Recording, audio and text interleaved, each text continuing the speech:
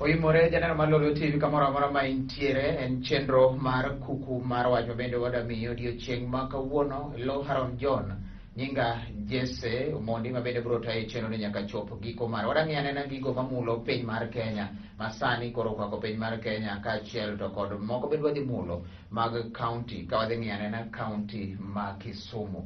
County ma Kisumu wadhi ng'iyo anena gik ma bende koro dhi nyime gi sani piny Kenya be mangima ma bende sani saso it japiny. Wach ma bende wada ng'iyo wan e studio kae gi jatelo mar riwruok mar tim iluongo ni George Collins Owuor ma bende wan godo e studio kae. Jabiro kendo wang'iyo ga weche mathoth ahinya nikech en jatelo no ma bende ng'iyo gigo ma bende mulo japiny e Kenya kaachiel to kod gik mopogore opogore moriwo nyaka mag kaunti. Arwakni machiegni ahinya George. Erokamano Jesse. Machiegni e studio kendo. Erokamano.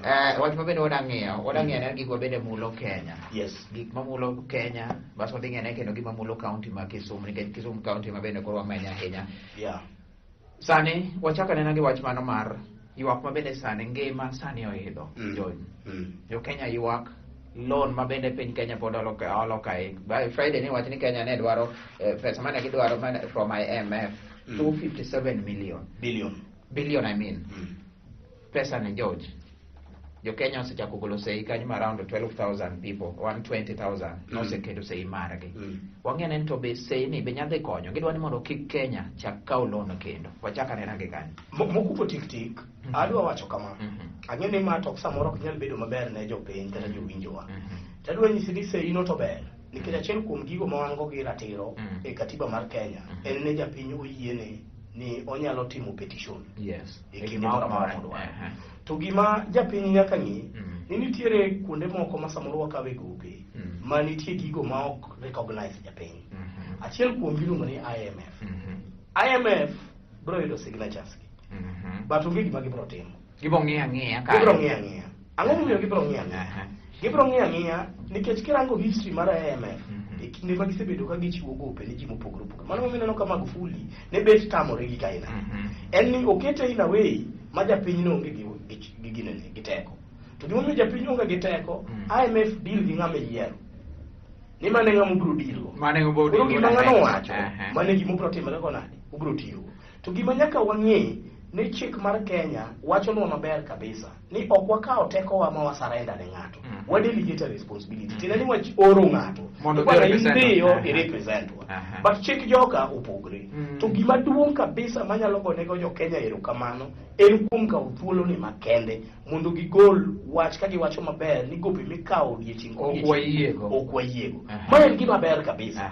Ma bende adwa jiwo nyaka pinje moko machalo Tanganyika, pinje moko machalo Uganda, ni bende otime gima kamano. Nikech ka gitimo gima kamano to gini dhi bedo gima duong'.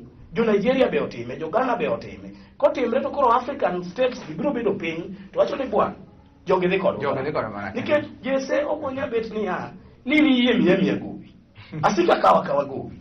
To kata gima gowi no timo ma japiny neno ma ok ne. Ka koro Fuliza ema kikawo maseling 10 to kinya kawo ma 20. Nyaka poke chul moro ja. Jesse kata kikawo ko jahazi sim. Mar siling 20. The moment miketa siling 100 kata kapok itiyo gi 20 cha machi kuongo margi chage kuongo ng'ado. Ere gima omiyo ng'ato dwa nyiso ni loan ne ni bera wanyaga kawo sasa.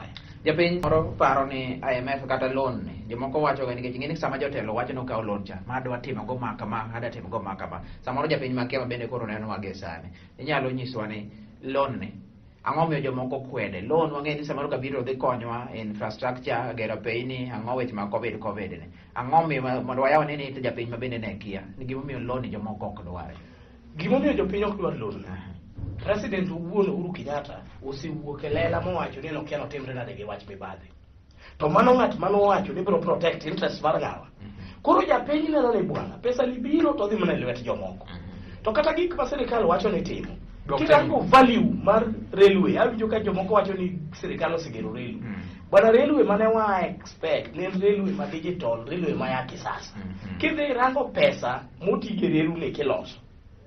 Vis-a-vis pesa mwakao gik mane wa expect biro yudo kopogre.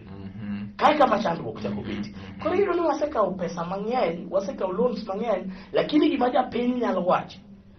Jesse, kirango kinde Kibaki bendo kawo loan.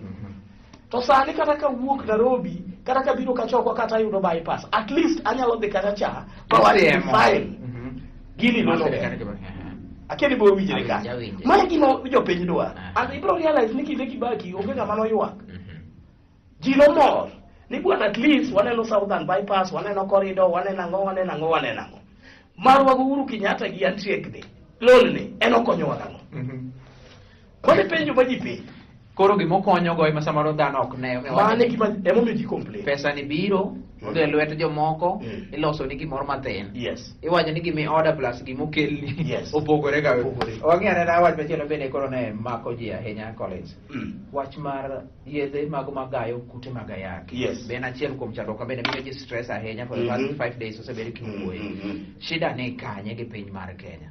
In fact adwa wacho kama kendo adwa ni jopiny owinj maber to gosiepe josiasa. Yes. The biggest chandruok ma wan go maduong' kawuono en josiasa masani nono wakete osuru nang'o tang'o momiyo gigo makonyo jasiasa wuon kuom ranyisi wang'eyo ni nitie bank e Kenya ka makinde mane gi maji ang'o momiyo yath makoro dhi konyo jowadwa tidwa noketi ang'o oketi osuru mano to timre nang'o to kopogre gi mano sama wawuoye ni